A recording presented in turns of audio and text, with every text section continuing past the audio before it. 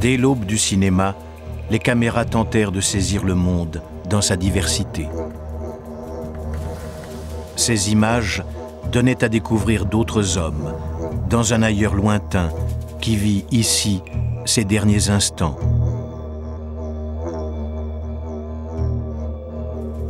Des visages, des gestes, comme autant d'interrogations. S'ils témoignent d'une richesse désormais disparue, ces documents nous rappellent aujourd'hui combien fut long le chemin vers l'autre.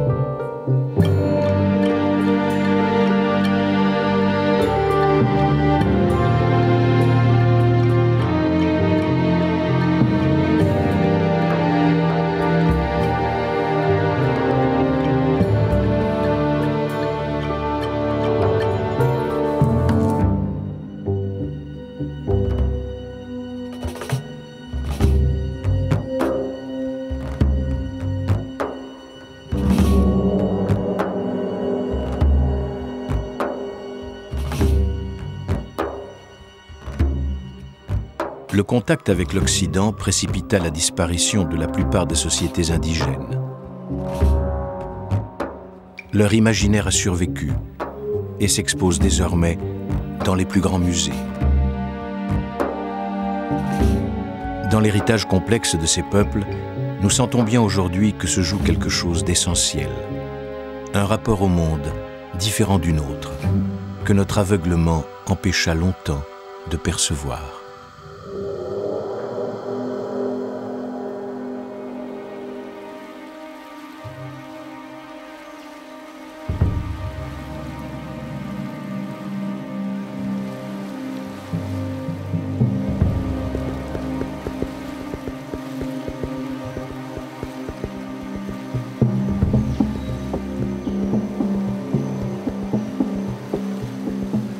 À nos yeux, l'autre est longtemps resté prisonnier d'une image, celle d'un sauvage dont le mode de vie, les rites et les coutumes étaient réduits à un folklore.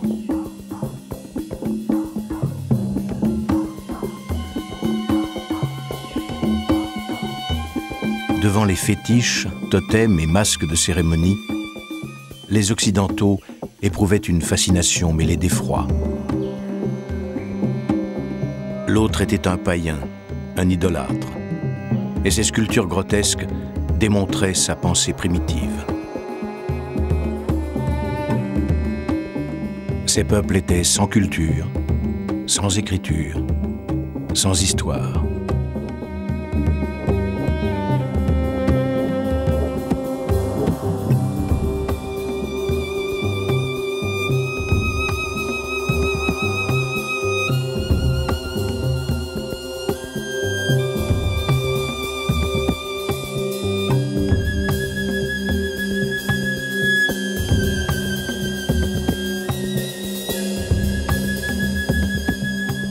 Dans un dialogue à sens unique, l'autre fut nié, avant d'être pillé, converti, récupéré, au prix du droit du plus civilisé.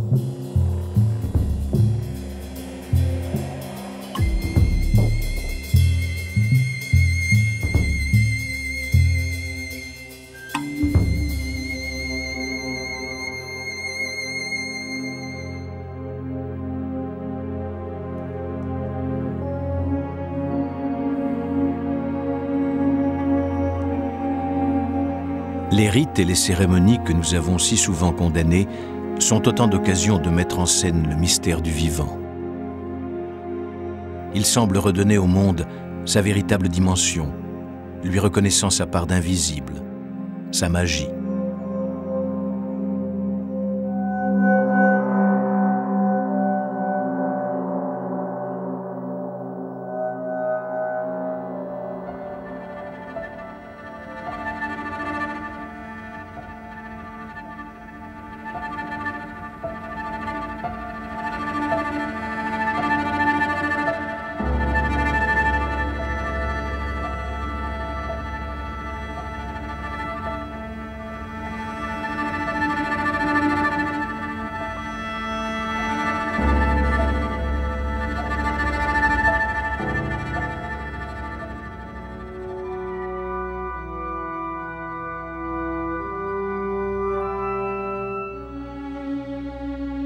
Ici s'affirme l'appartenance, s'exerce la tradition et se transmet la connaissance. L'homme se prépare en corps et en esprit aux différentes étapes de son existence. En respectant le caractère sacré de la vie et de ses cycles naturels, il œuvre à sa perpétuelle renaissance.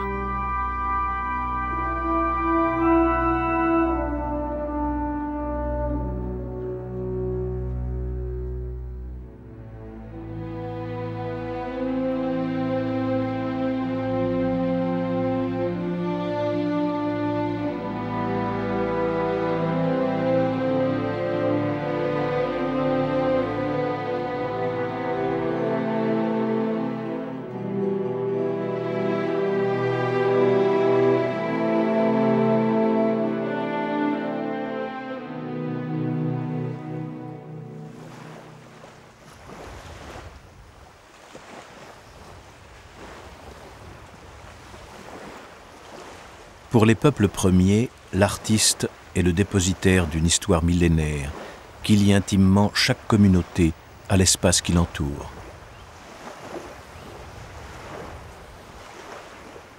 Lorsque Gulumbu, artiste aborigène du nord de l'Australie, peint sur une écorce les myriades d'étoiles que compte le ciel, elle fait bien plus que réaliser une œuvre personnelle. Elle dit le lien indéfectible et sacré qui lie les siens à cette terre d'Arnhem, aux forces surnaturelles qui la façonnèrent et qui continuent à la gouverner.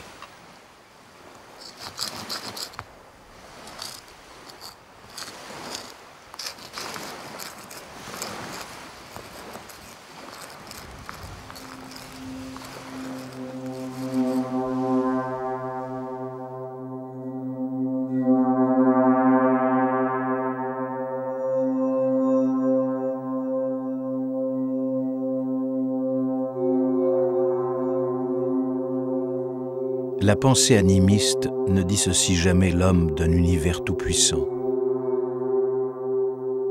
Elle fait de la nature le temple d'une religion élaborée, dont l'artiste, par le jeu des symboles, fait revivre les mythes fondateurs.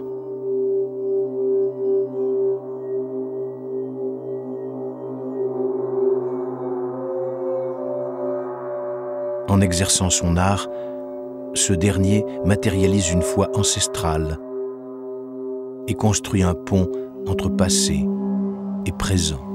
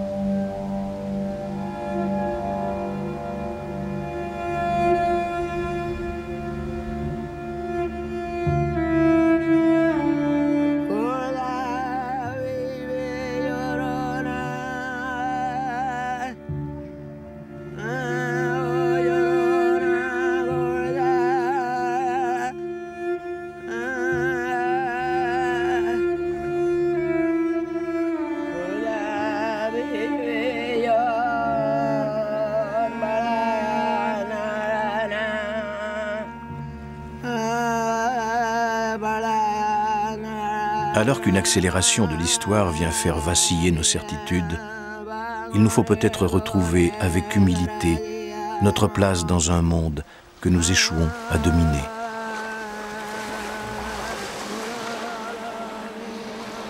Mais sommes-nous enfin prêts à admettre que ce monde trouve équilibre et beauté dans sa diversité ?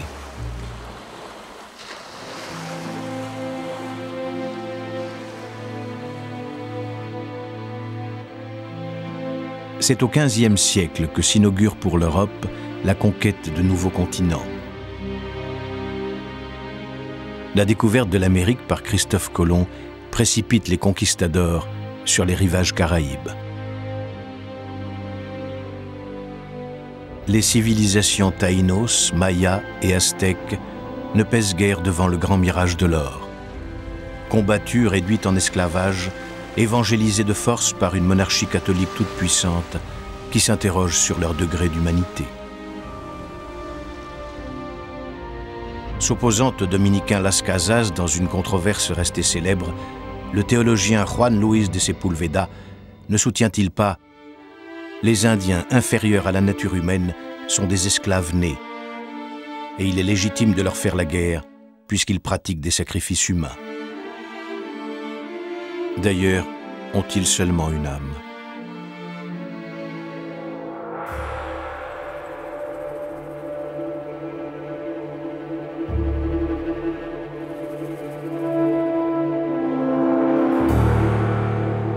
Au cours du XVIIIe siècle, l'exploration de l'Océanie multiplie les rencontres avec d'autres cultures, jusque-là inconnues. Statues de l'île de Pâques, tiki polynésien, tatouages sophistiqués des Marquisiens ou des Maoris de Nouvelle-Zélande, autant d'énigmes nouvelles pour les navigateurs qui les voient pour la première fois.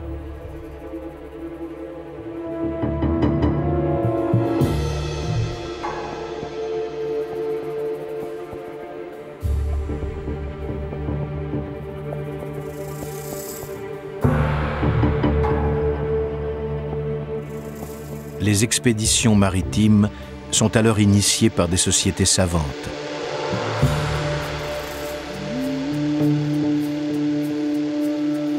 Des dessinateurs naturalistes accompagnent les équipages et leurs travaux viennent enrichir les récits de voyage.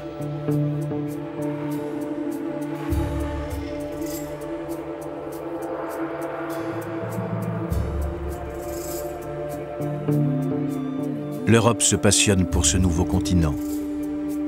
Les philosophes du siècle des Lumières voient dans l'équilibre apparent des sociétés océaniennes la démonstration de leurs idées de tolérance, d'égalité et de respect des libertés individuelles. Des hommes chez qui le droit naturel se trouve dans toute sa perfection, dira Rousseau. Mais la mort de l'explorateur James Cook, massacré par des guerriers hawaïens en 1779, détruit le mythe du bon sauvage des mers du Sud.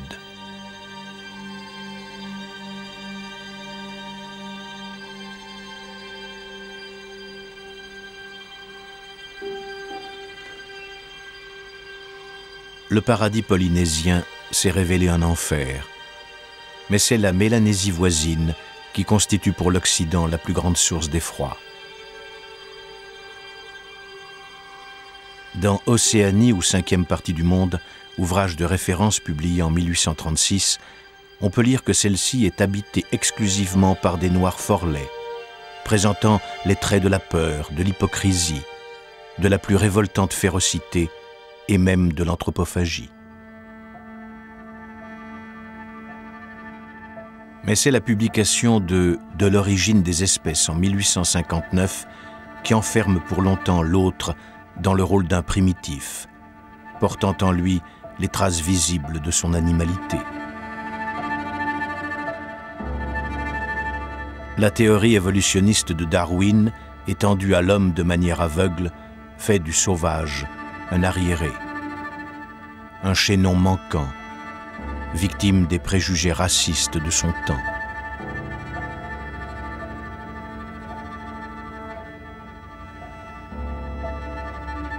Les mêmes préjugés avaient permis l'effroyable odyssée de cette Vénus hottentote, rapportée d'Afrique du Sud vers l'Europe à l'âge de 20 ans, pour y être exhibée comme une bête curieuse.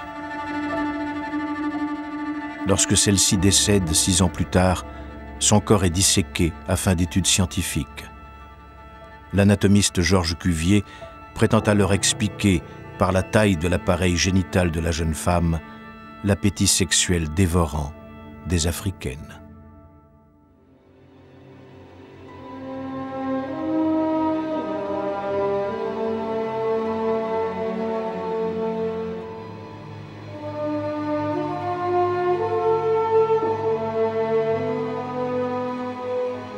Deux figures populaires se retrouvent placées au plus bas degré de l'humanité. L'aborigène d'Australie, auquel il manque les organes cérébraux pour devenir civilisé, et le Kanak de Nouvelle-Calédonie, qui utilise encore des armes préhistoriques et que le public parisien vient en masse découvrir dans un village reconstitué lors de l'exposition universelle de 1889.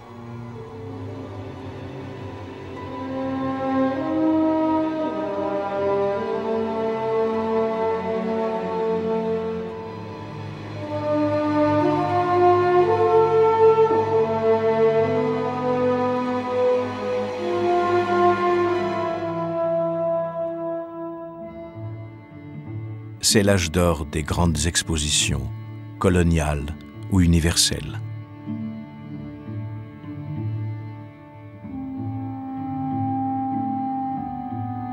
À Paris, en 1900, près de 50 millions de visiteurs se bousculent entre la place de la Concorde et le Champ de Mars pour fêter le nouveau siècle et ses dernières inventions, les appareils de TSF ou les rayons X.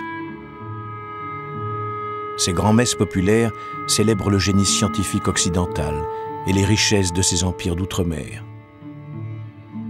L'exhibition de tribus exotiques, déplacées pour l'occasion, y remporte toujours un formidable succès. Et lorsque les frères Lumière réalisent les premiers films de l'histoire mettant en scène des Africains, ils les filment à Lyon, sur le parc d'une exposition.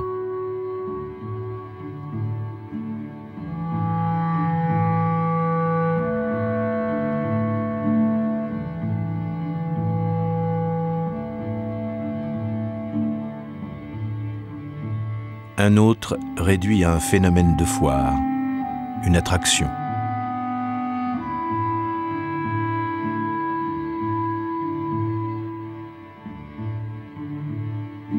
De l'autre côté de l'Atlantique, les mêmes scènes se reproduisent.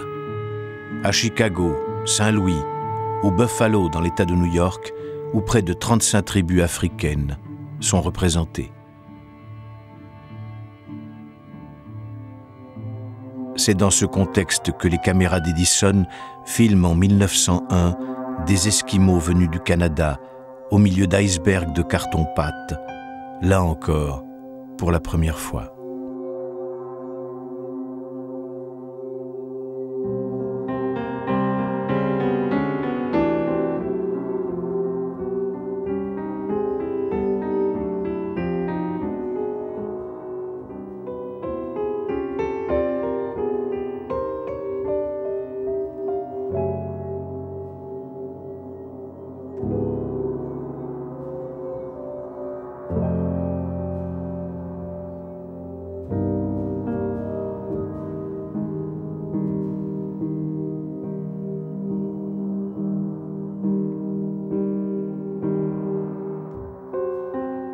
Philippins, Kanaks, Indiens, un défilé de vaincus résignés à une mise en scène pitoyable. Ici, chacun reproduit les gestes de son quotidien devant un public fasciné, venu éprouver sans danger le frisson de rencontres factices.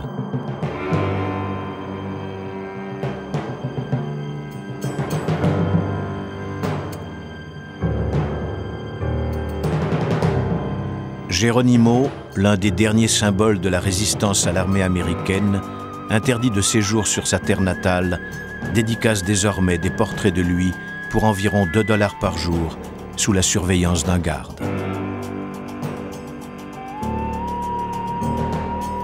Sitting Bull et d'autres chefs de guerre rejoignent contre un salaire le Buffalo Bill Wild West Show, avec lequel ils partent en tournée aux États-Unis, mais aussi en Europe, où ils se produisent devant toutes les têtes couronnées.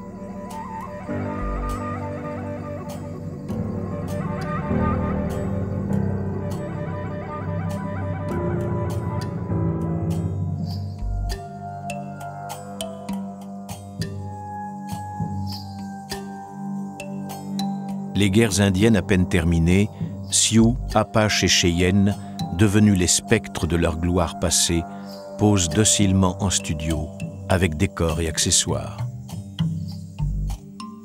Ces images font alors le tour du monde, sous forme de cartes postales, accompagnées de légendes réductrices.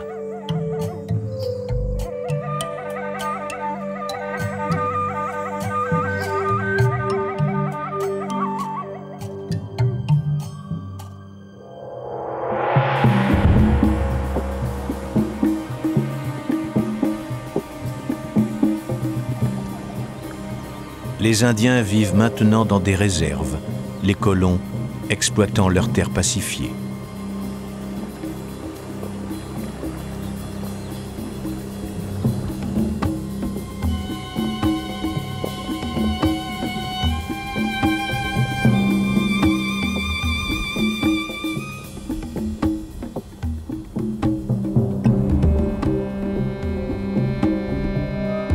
Se remémorant 10 ans plus tard le massacre de Wounded Knee, où 300 Lakota, hommes, femmes, enfants, avaient été décimés par la cavalerie américaine, le chef élan noir dira « Quelque chose d'autre a péri dans la boue sanglante de Wounded Knee et a été recouvert par le blizzard. C'est le rêve d'un peuple qui a disparu. »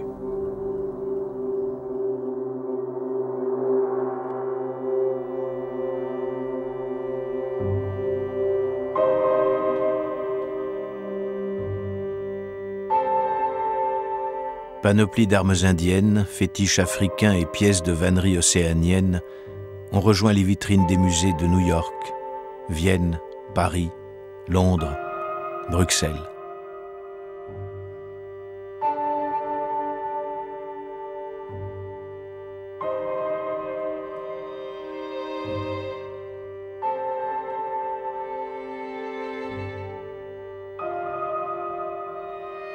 Devant le constat des bouleversements irréparables opérés sur ces sociétés, une volonté s'affirme d'en développer une meilleure connaissance et d'en fixer la mémoire.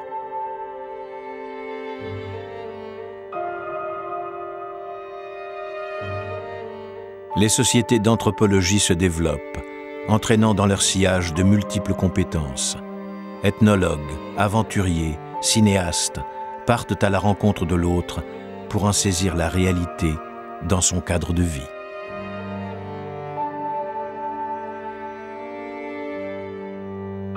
Alfred Eden tourne un premier film en 1898 au nord de l'Australie, suivi par Walter Spencer dès 1901.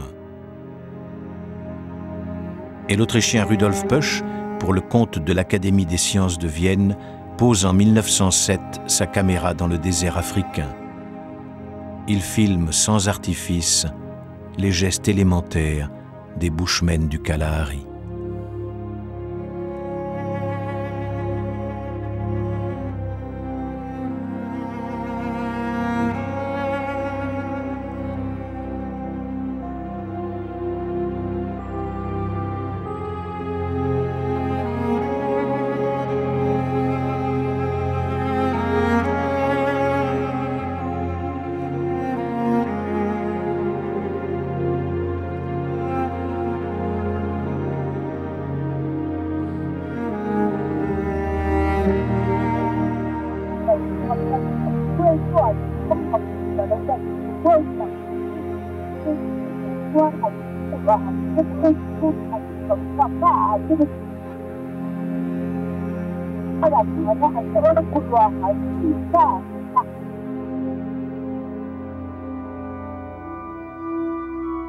Partout sur le globe, des expéditions s'organisent, profitant du cadre colonial mis en place.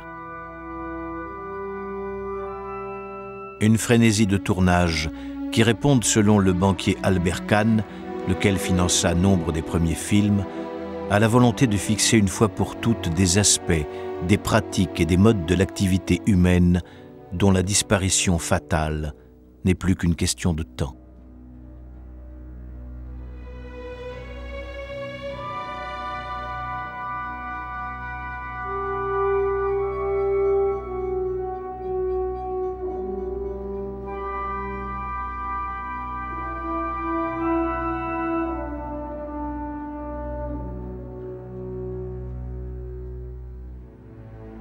Pour les cinéastes en quête d'images inédites, l'Océanie se révèle une destination de choix. L'Américain Martin Johnson y tourne plusieurs films pionniers entre 1916 et 1918. Les séquences qu'il réalise chez les Big Nambas de l'île de Malekula, aux Nouvelles-Hébrides, rencontrent un immense succès auprès d'un public qui se passionne pour ces récits de tribus perdues et de rites cannibales. l'Australien Frank Hurley, quant à lui, inaugure en 1921 une série de voyages en Papouasie-Nouvelle-Guinée. Il en rapporte un film et d'innombrables photographies.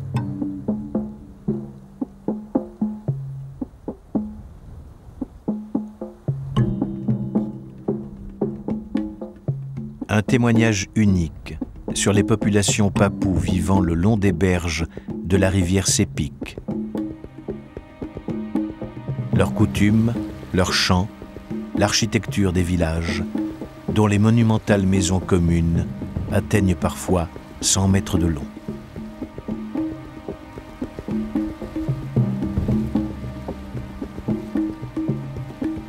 À travers ces films s'impose une connaissance nouvelle, désormais accessible à tous. Un monde révélé, une chronique de l'étrange, du différent. Un musée vivant.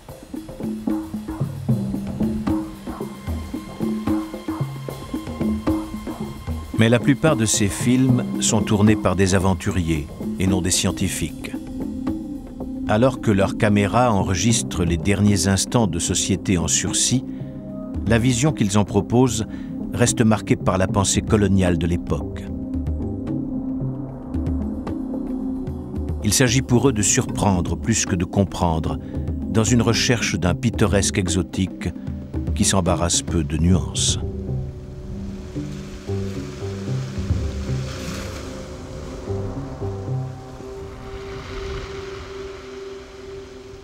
Devant l'objectif de ces chasseurs d'images, les populations indigènes, pour lesquelles la notion de cinéma reste totalement abstraite, se dévoilent avec candeur. Mais sont-elles réellement le sujet principal des films ?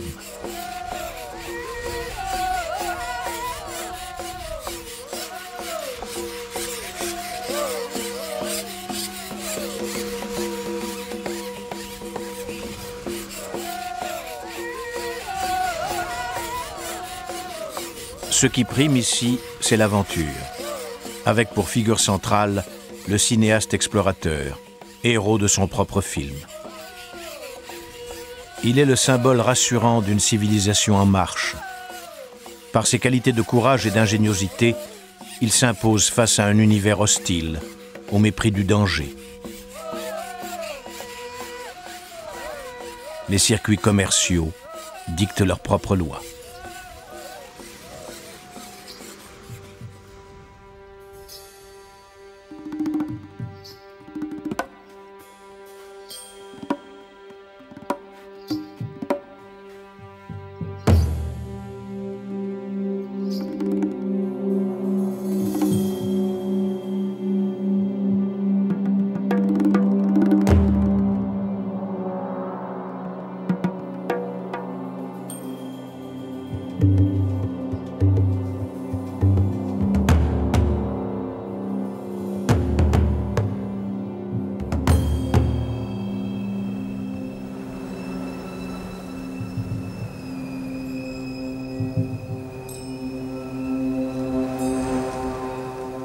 Pour les tribus indigènes, la découverte du monde moderne et de ses outils constitue souvent un véritable choc.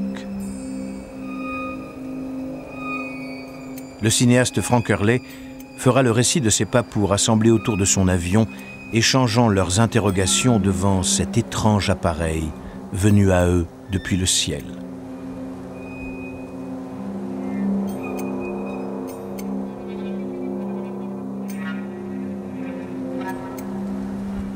Des rencontres du troisième type, au cours desquelles les réactions de l'autre souffrent de toutes sortes de fausses interprétations.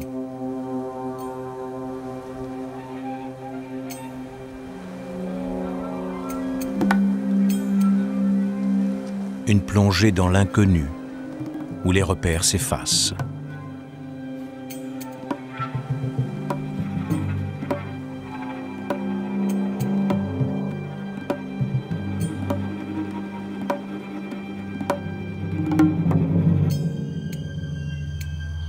Nombre des premiers films, à la valeur documentaire aujourd'hui inestimable, peinent pourtant à s'affranchir de notre ombre sur l'écran.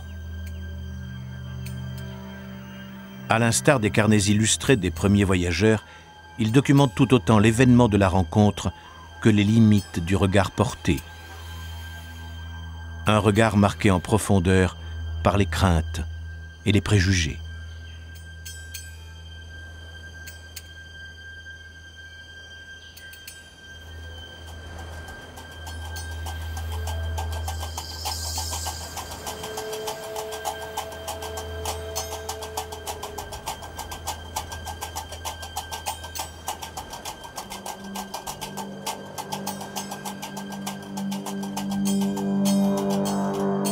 En Océanie comme dans le reste du monde, la découverte des sociétés traditionnelles dicte l'apprentissage de nouvelles grammaires, linguistiques, mais aussi sociales et spirituelles.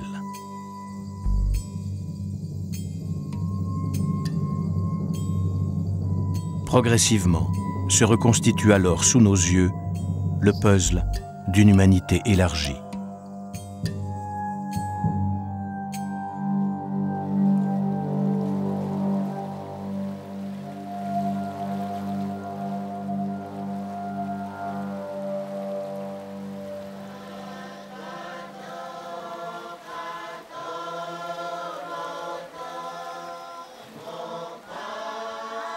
Lorsque James Cook débarque sur la côte orientale de la Nouvelle-Zélande en 1769, il effectue le premier contact historique avec les Maoris, venus en pirogue depuis la Polynésie 1000 ans auparavant.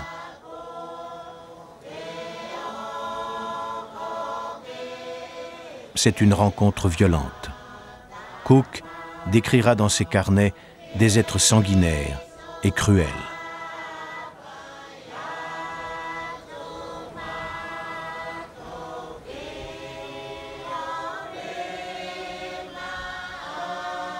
Il faudra de longues années pour que les Européens mesurent la complexité de cette société guerrière, dont l'art sophistiqué vise autant à éblouir qu'à intimider.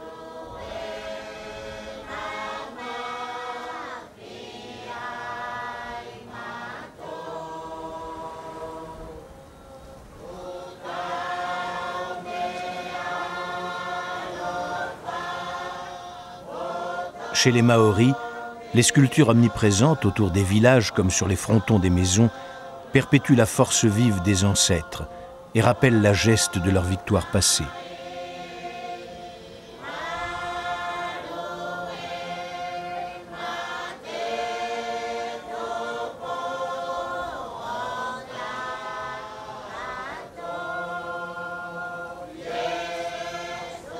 Comment imaginer aujourd'hui l'effroi des premiers voyageurs devant les grimaces et contorsions des Haka, ces danses de défi des guerriers maoris.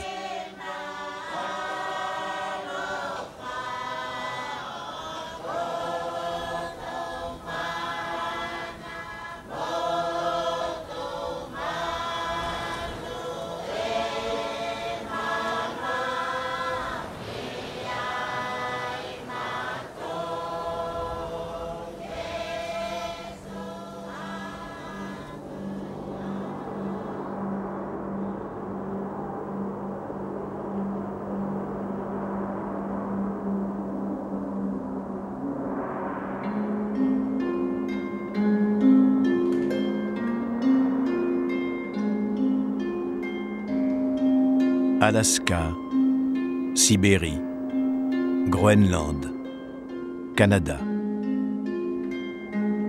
Pour les peuples de l'Arctique, vivre, c'est d'abord survivre. Dans le froid, le vent, la nuit interminable.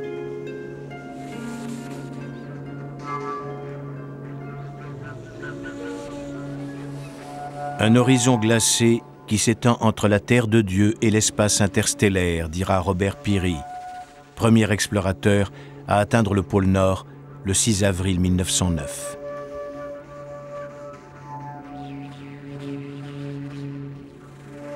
En ce début de XXe siècle, une nouvelle frontière s'est ouverte aux confins de la planète.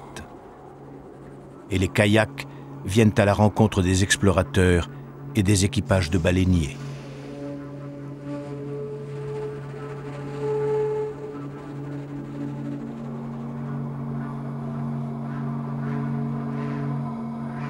Au cours de ces instants fragiles, s'esquisse maladroitement une relation.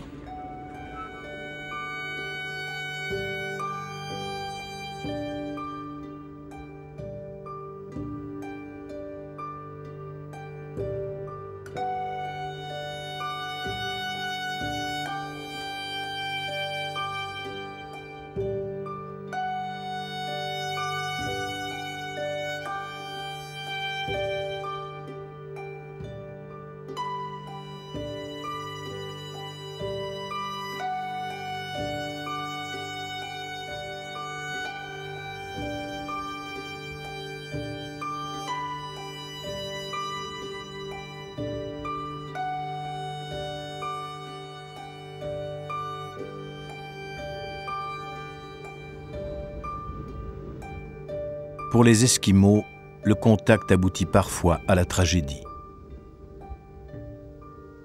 Ainsi, l'histoire exemplaire de Minik, l'enfant déraciné. Ramené avec son père et 4 autres membres de sa famille au Muséum d'histoire naturelle de New York par Robert Peary, Minik se retrouve orphelin à l'âge de 8 ans.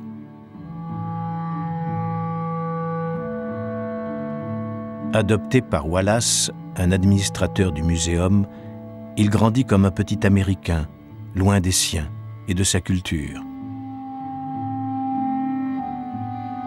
Quelques années plus tard, la découverte du squelette de son père, exposé dans les vitrines du muséum, provoque chez lui un traumatisme irréparable.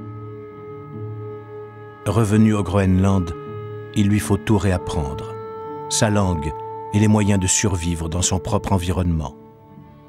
Incapable de se réadapter, écartelé entre 2 cultures, Minik meurt prématurément à New York, des suites d'une pneumonie.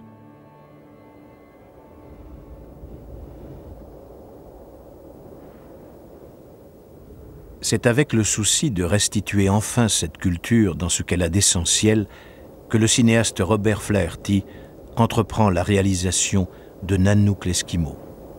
Il partage durant 15 mois le quotidien d'un chasseur et de sa famille, près de Port-Huron, dans la baie d'Hudson. Flaherty se propose de filmer les Esquimaux non du point de vue des gens civilisés, mais tels qu'ils se voient eux-mêmes. Il réalise ce qui sera considéré comme le premier grand film ethnographique.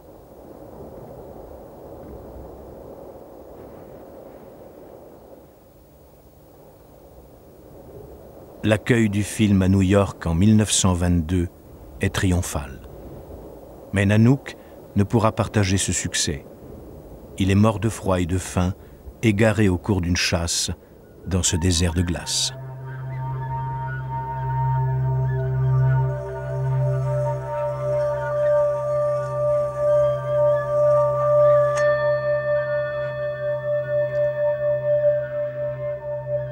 Les Esquimaux, peuple de chasseurs mais aussi d'artistes, sont liés de manière vitale à une nature toute puissante, dont ils ont appris à interpréter les moindres signes.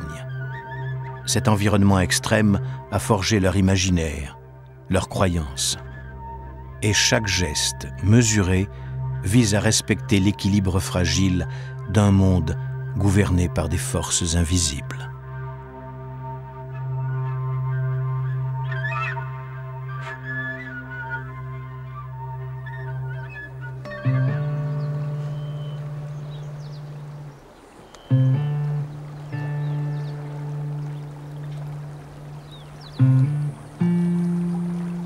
Pour l'Europe, le continent le plus proche reste longtemps le plus mystérieux.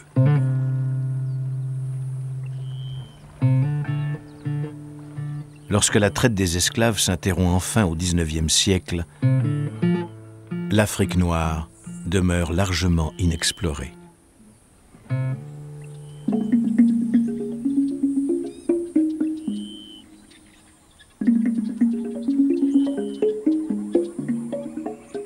Des centaines d'aventuriers remontent alors le cours du Nil, du Congo, du Zambèze, éclaireurs d'une colonisation qui ne tardera plus. Chacun veut marquer de son empreinte ces étendues nouvelles, dans lesquelles semblent se raconter les origines du monde. Dans ces forêts profondes s'enracinent pourtant des cultures millénaires que les nouveaux arrivants ignorent superbement. Une terre de sorciers et de conteurs, matrice d'une pensée magique et d'un art omniprésent.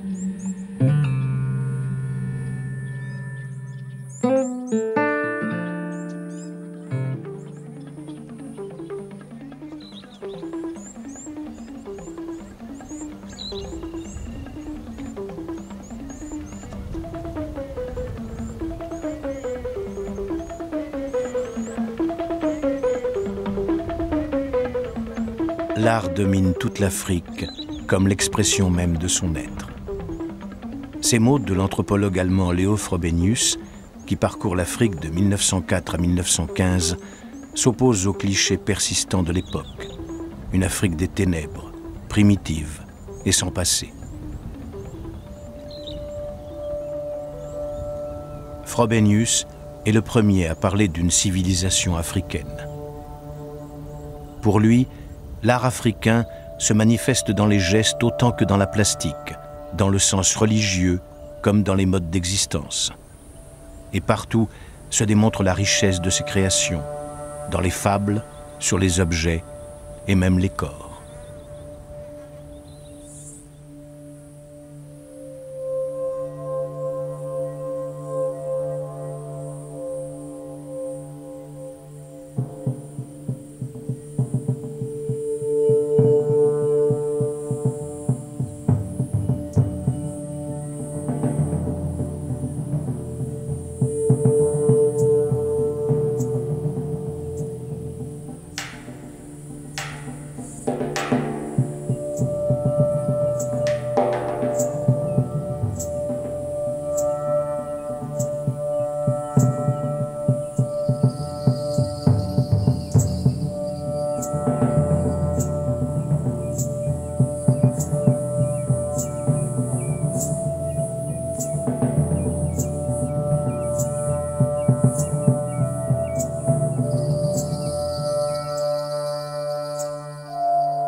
Pour Frobenius, l'art africain porte en lui le charme d'une naissance énigmatique et très lointaine. Dans des royaumes sans palais, se déploie même le faste d'un art de cour, précieux et raffiné.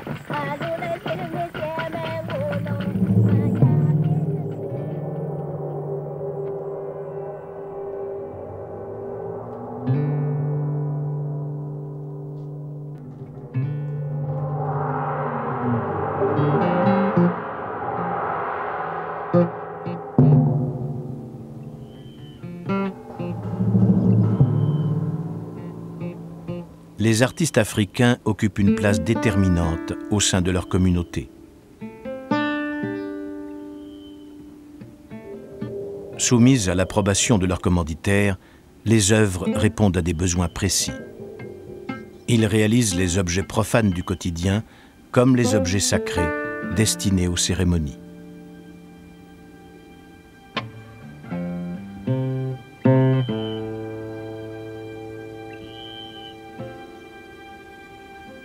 Figure centrale de cette production, la statuaire à visage humain, qui représente l'ancêtre ou la divinité. Yoruba, Fang, Zande, Bangwa, Soninké, dans une multitude de styles, s'expriment de grands maîtres anonymes. Pendant longtemps, les Européens ne voient dans ces œuvres que l'expression d'une superstition. des fétiches liés à des pratiques de sorcellerie, condamnés à la clandestinité ou à la destruction.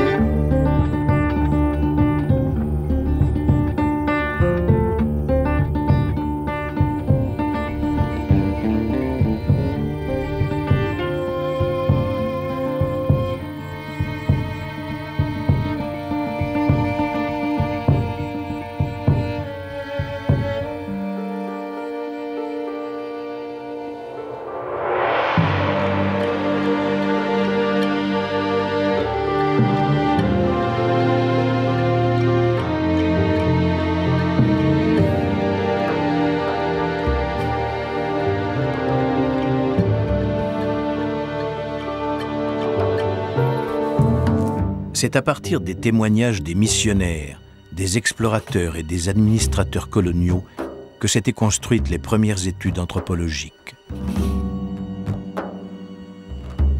Au début du XXe siècle, les scientifiques sortent de leur cabinet et tentent, sur le terrain, de répondre à leurs interrogations.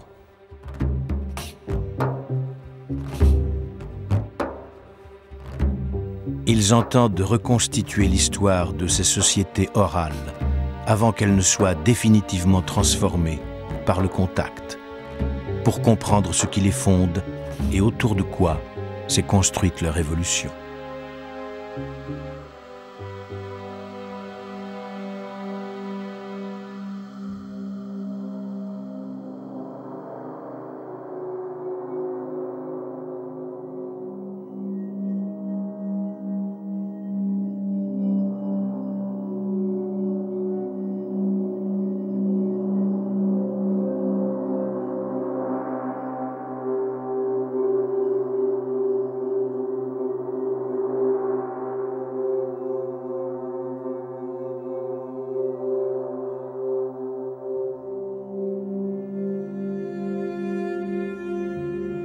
Une méthodologie se met en place, définissant les techniques de l'observation et de la classification.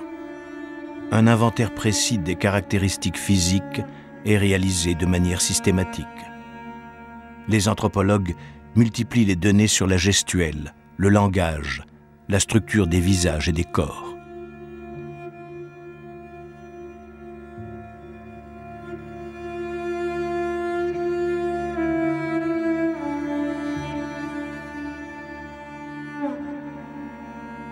Une vision encyclopédique que limite forcément dans les premières années le besoin d'une comparaison entre peuples primitifs et peuples civilisés.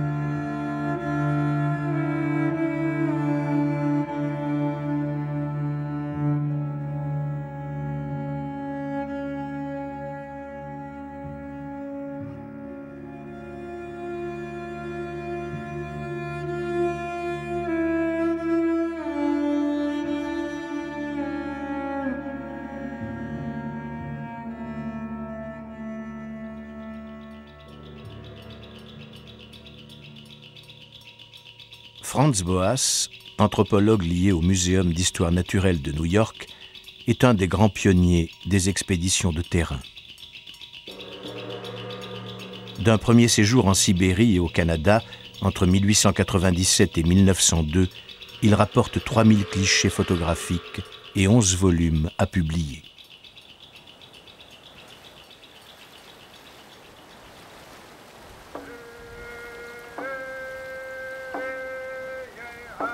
Les travaux de Boas, qui se concentrent essentiellement sur la région nord du Pacifique, font événement et motiveront par la suite la venue de nombreux autres chercheurs.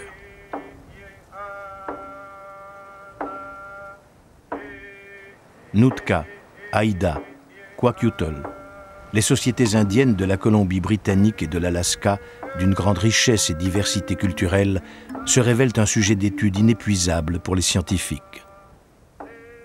Leur langage atteigne des niveaux de complexité comparables à celui de n'importe quelle société européenne, tandis que leurs croyances ont inspiré une création artistique hors du commun.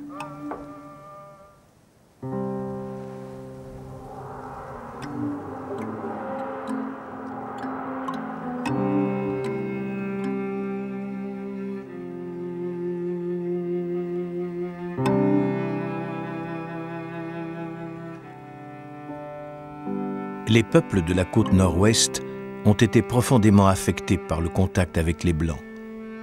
Lorsque Boas les rencontre, ils ont déjà abandonné nombre de leurs traditions.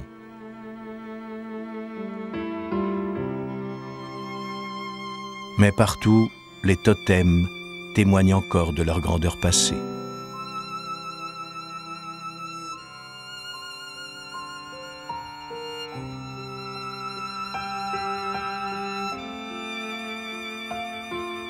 Les grands récits mythologiques rappellent le rôle joué par les ancêtres des familles lorsque s'opéra la mutation du monde originel.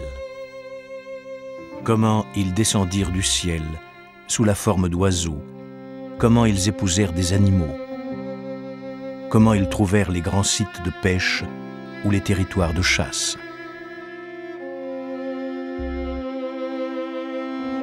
C'est au cours de cette période décisive que les familles ont acquis les privilèges et pouvoirs qui déterminent aujourd'hui leur rang. Elles utilisent la représentation des créatures légendaires, le corbeau, les polars, le grizzly, sous forme d'armoiries, pour fixer cet héritage et l'affirmer aux yeux des autres.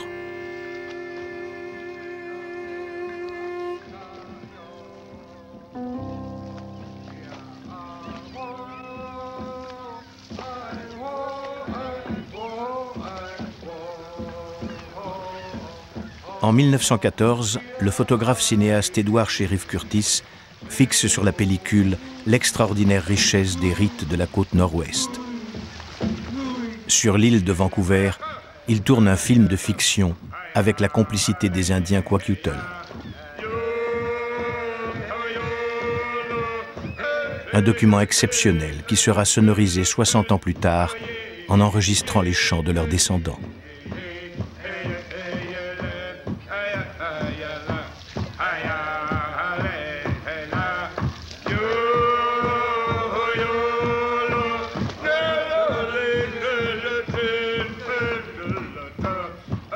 Les cérémonies d'hiver constituent le moment privilégié pour entrer en contact avec les grandes figures mythologiques dont les danseurs masqués endossent la personnalité.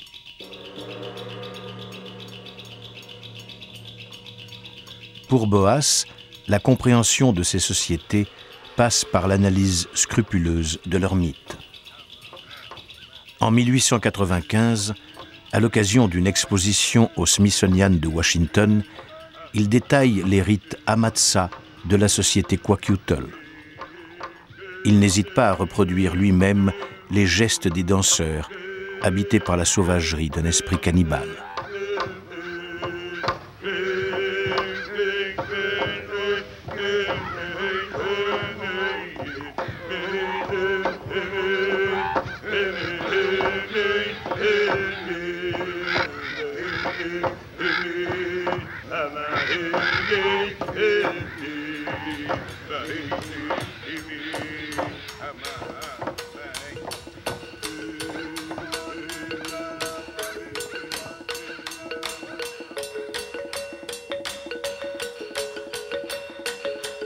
Par le jeu du masque, du costume, de la danse, l'art permet aux Indiens du Nord-Ouest de revivre le moment magique de la création.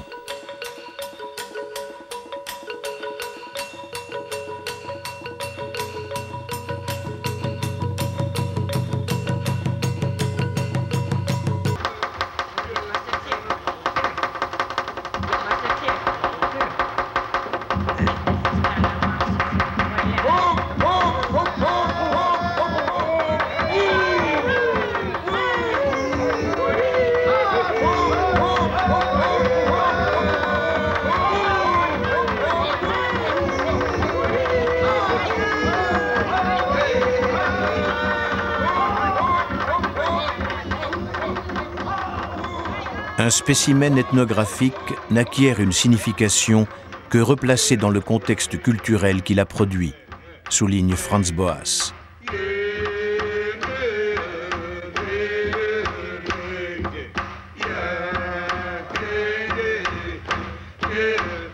« 70 ans plus tard, l'écrivain ethnologue Claude Lévi-Strauss complétera cette analyse dans son livre « La voix des masques ». Pour les spectateurs des rites d'initiation, ces masques de danse, tous empreints de mystère et d'austérité, attestaient l'omniprésence du surnaturel et le pullulement des mythes.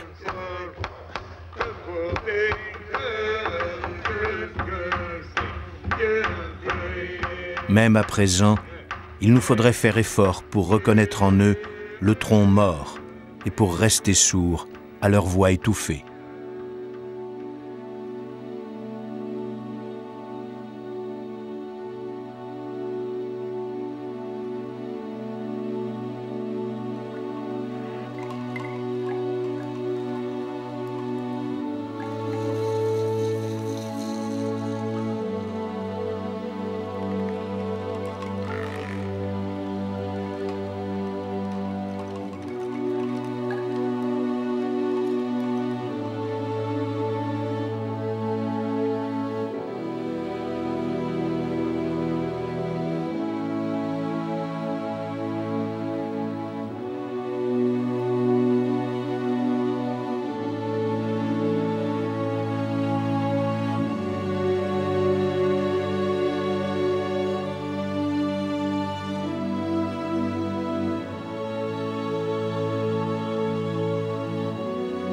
Des civilisations ayant assez d'esprit pour intégrer dans leurs institutions des pans entiers de l'inconscient ont probablement leur mot à dire dans la recherche de l'homme.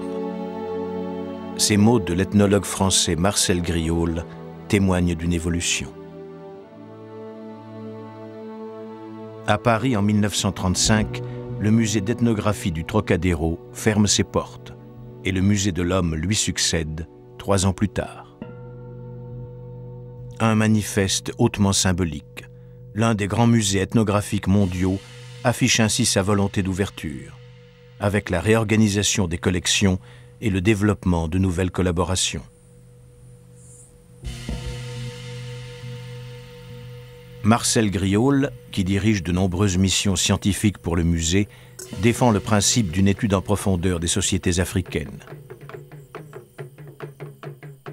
Il séjourne régulièrement chez le peuple Dogon, au Soudan français, et développe avec eux l'étude la plus poussée jamais réalisée sur une même ethnie.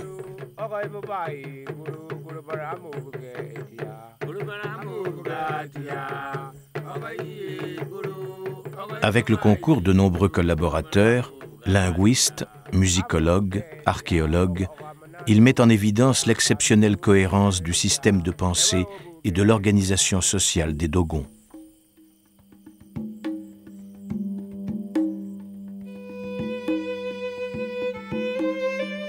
Surtout, le travail de Griaule détaille le rôle central des masques, voués au culte des morts.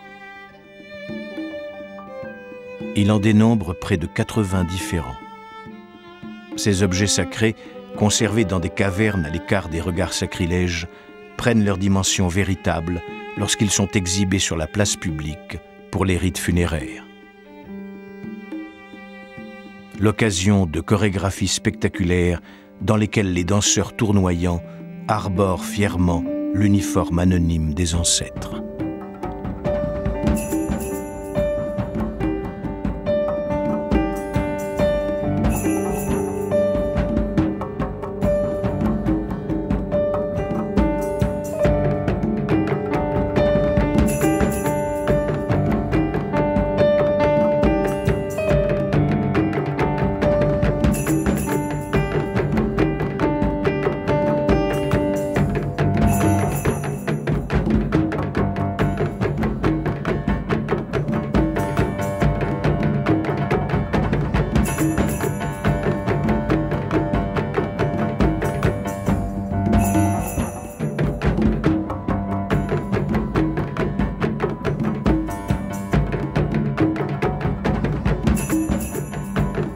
Durant 25 ans, Marcel Griaule développe avec les Dogons une relation profonde, empreinte de respect mutuel.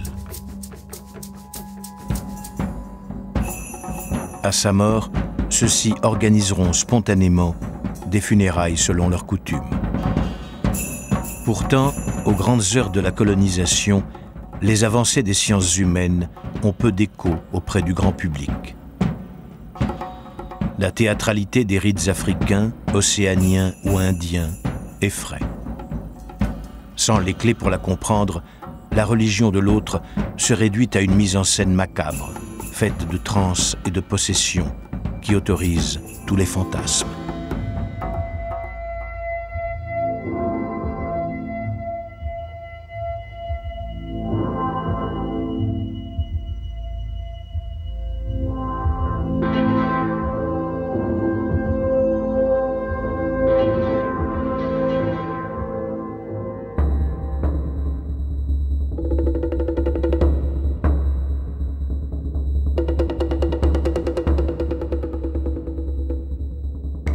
Les films et les romans d'aventure, qui rencontrent toujours un grand succès auprès du public, puisent sans réserve dans une imagerie facile.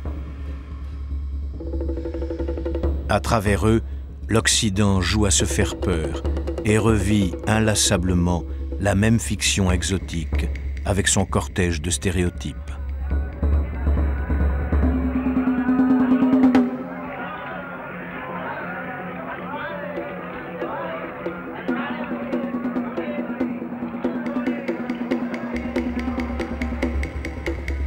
L'indigène reste un adorateur d'idoles, forcément cannibale ou chasseur de têtes. Ainsi, le film Chez les mangeurs d'hommes d'André-Paul Antoine et Robert Lujon remporte un succès phénoménal à l'exposition coloniale de 1931. Tout Paris se presse devant ce que l'on présente comme le dernier refuge de la sauvagerie. On peut lire dans la presse: au péril de leur vie, les deux pionniers se sont introduits au milieu de farouches tribus, notoirement cannibales, que nul Européen n'avait pu apprivoiser.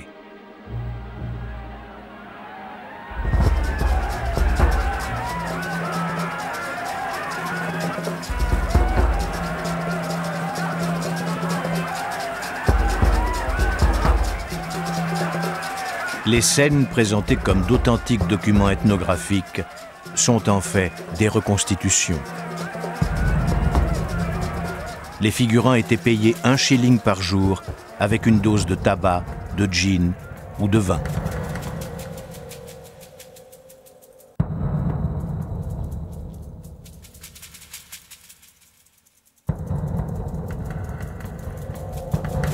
Intellectuels et scientifiques se mobilisent contre les supercheries.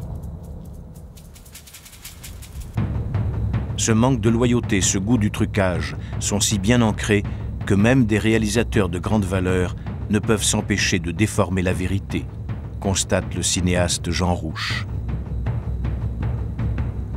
Progressivement, une réflexion s'amorce sur les rapports entre anthropologie et cinéma, avec la volonté de libérer les films de clichés persistants.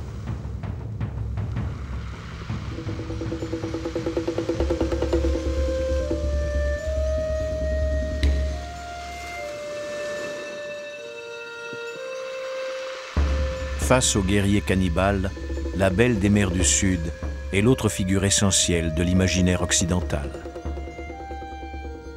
Elle en est le double inversé, le complément indispensable. Immortalisé par Gauguin ou le film Tabou que Murnau réalise en 1931, La Vainée est une promesse de paradis, à l'autre bout du spectre de nos fantasmes.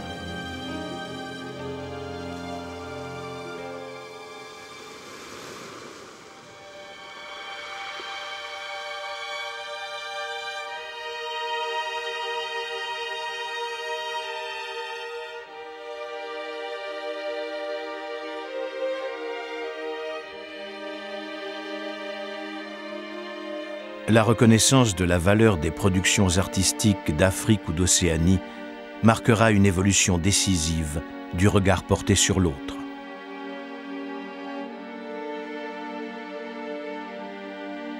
En s'affranchissant de leurs préjugés, les Occidentaux décident de penser les peuples sans écriture dans leur globalité. Un langage, un mode de vie, mais aussi la force d'un imaginaire.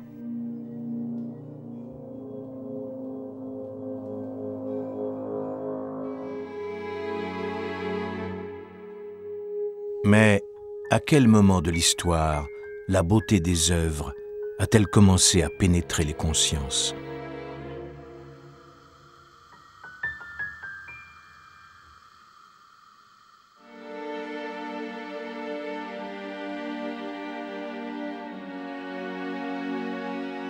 La collecte d'objets produits par d'autres cultures prend son origine à la Renaissance, mais elle s'intensifie dans la première moitié du XXe siècle.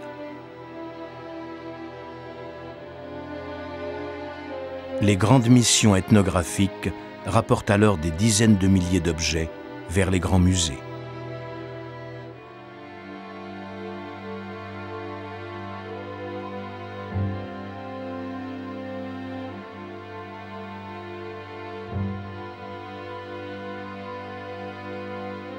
Le statut des objets reste essentiellement scientifique. Ils sont avant tout les témoins de modes de vie.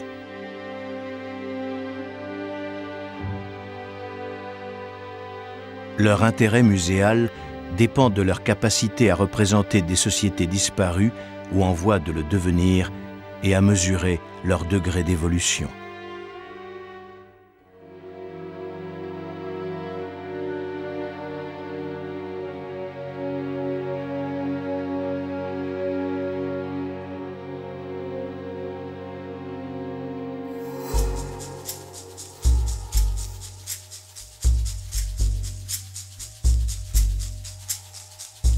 Mais pour les artistes occidentaux qui les découvrent, les œuvres sont une révélation.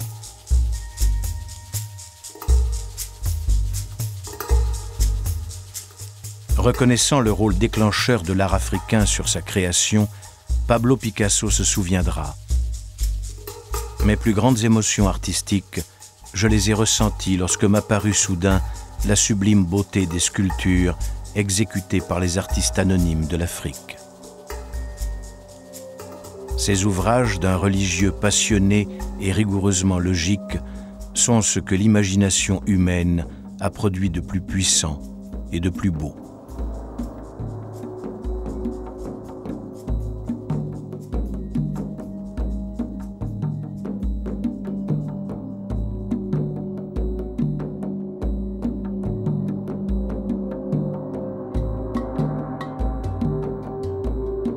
Dynamisme des formes, audace des proportions, force de l'abstraction. Picasso, mais aussi Matisse, Derain, Giacometti ou le poète Guillaume Apollinaire perçoivent dans ses œuvres primitives une autre définition de la beauté et une liberté d'invention inépuisable.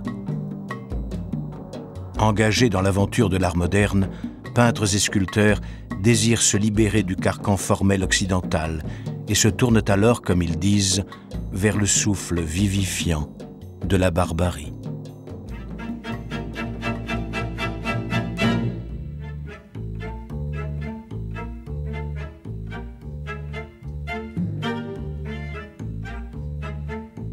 Initiée par les artistes de l'avant-garde, une esthétique noire se crée. Dans les années 1910, certains marchands d'art comme Paul Guillaume exposent les sculptures africaines ou océaniennes aux côtés des créations contemporaines.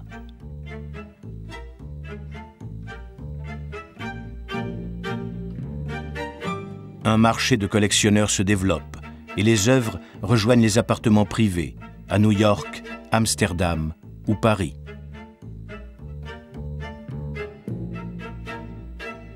Dès 1912, dans un article visionnaire du Paris Journal, Apollinaire commente l'engouement de l'époque pour l'art primitif. Jusqu'ici, on ne recueillait ces objets qu'en vue de leur intérêt ethnographique. Aujourd'hui, les amateurs les recueillent avec le respect qu'on n'avait encore accordé qu'aux œuvres artistiques de peuples dits supérieurs de la Grèce, de l'Inde ou de la Chine.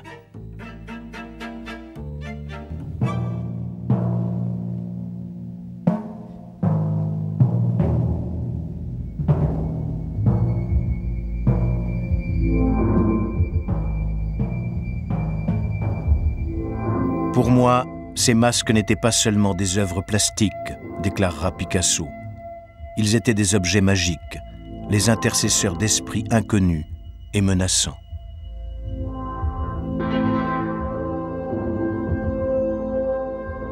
Encore plus peut-être que leur valeur esthétique, ce que disent percevoir artistes et collectionneurs dans les œuvres d'art primitifs, c'est un pouvoir mystérieux. Une force métaphysique, transcendant les époques et les lieux.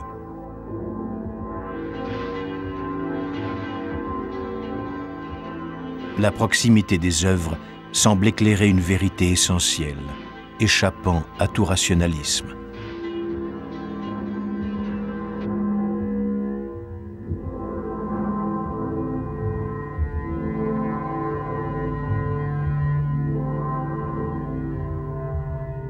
Cette dimension émotionnelle est perçue intensément par les membres des mouvements dadaïstes et surréalistes qui apparaissent après la Première Guerre mondiale. Il n'y a que le seuil émotionnel qui puisse donner accès à la voie royale, souligne le poète André Breton. Les chemins de la connaissance, autrement, n'y mènent jamais.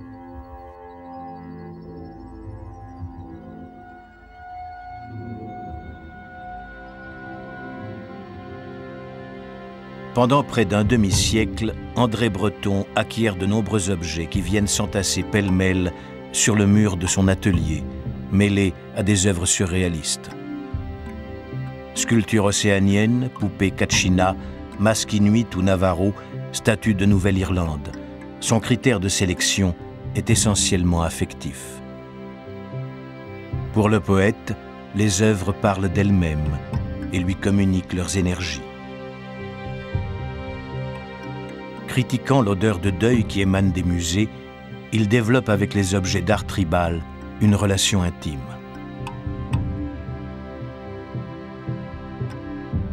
J'ai souvent besoin de revenir à eux, de m'éveiller en les regardant, de les prendre en main, de leur parler, de les raccompagner vers les lieux d'où ils viennent pour me concilier ceux où je suis.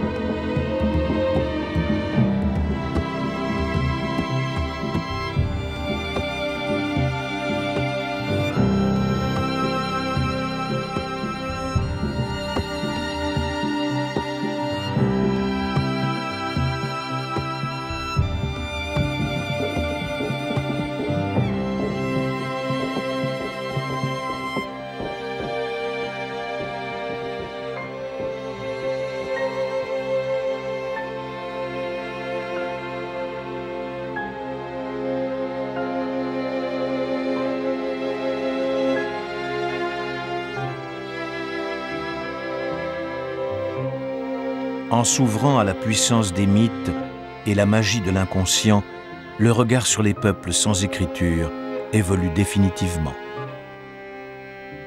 Libéré du cadre étroit d'une approche strictement scientifique, l'autre prend enfin à nos yeux sa dimension véritable.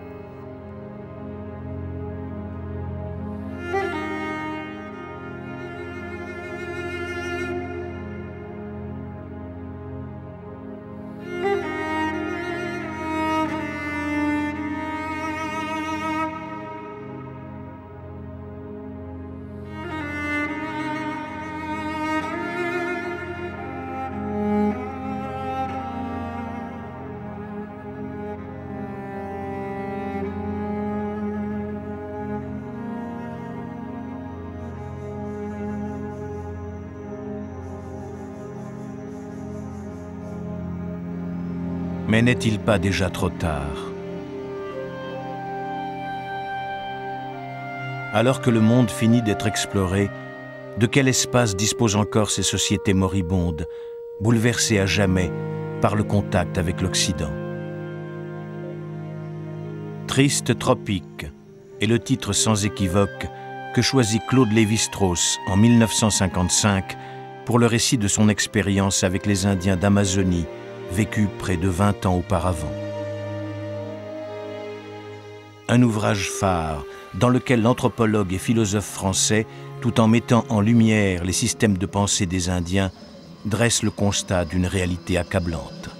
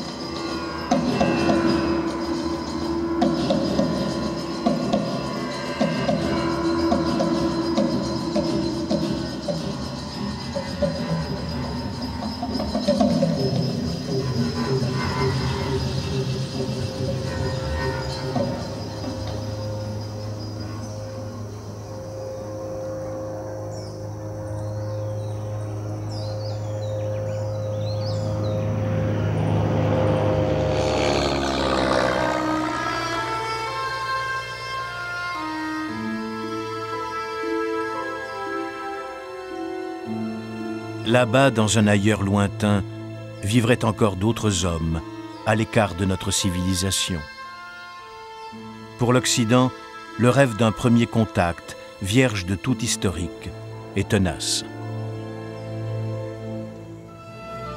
Mais au-delà de sa dimension d'exploration, ce rêve exprime peut-être aujourd'hui un besoin vital, celui de nous sentir reliés à un monde pluriel, riche d'une diversité de cultures et de modes de pensée.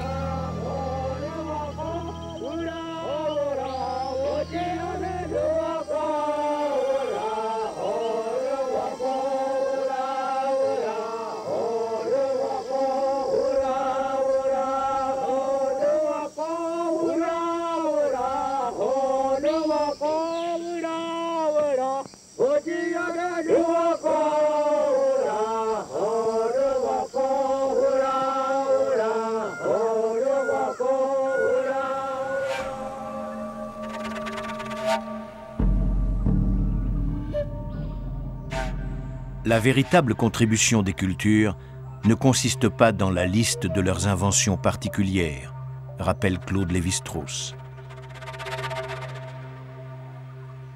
Le sentiment de gratitude et d'humilité que chaque membre d'une culture donnée peut et doit éprouver envers toutes les autres ne saurait se fonder que sur une seule conviction. C'est que les autres cultures sont différentes de la sienne, de la façon la plus variée.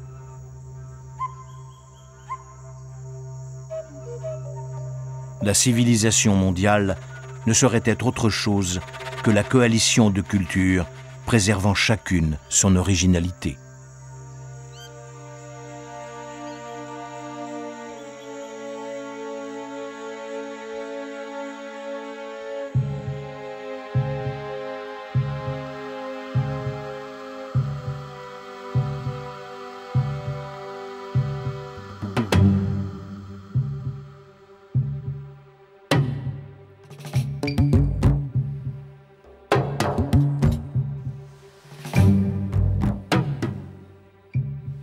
Les productions artistiques des peuples dits premiers ont désormais rejoint les grands musées d'art de la planète.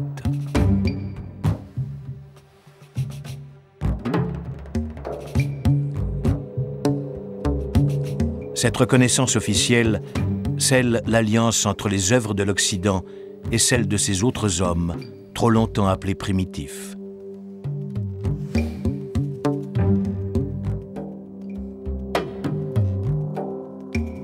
Un patrimoine mondial est ici représenté, qui révèle au grand jour le génie des peuples à interpréter le monde qui les entoure, dans une humanité enfin reconstituée.